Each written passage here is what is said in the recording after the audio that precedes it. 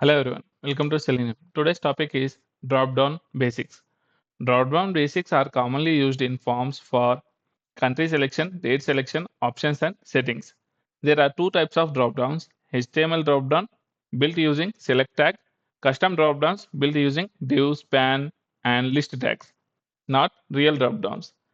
For HTML dropdowns, Selenium provides the select class, which makes selection easy and readable. Here in the sample script, I am locating the dropdown element. This dropdown element is a select tag. I am creating a select object. Now I select a value from the dropdown. This is the way how you handle a dropdown in Selenium. Let me run, you will have clear understanding. If you see, once the page is loaded, it will try to locate the element and see it selected the option 1. If you see, it was very fast that it selected dropdown value selected successfully. This is the basic way to handle dropdowns in Selenium. Use select class.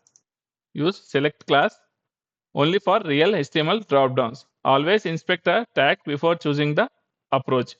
Custom dropdowns need click based handling. I will close the application.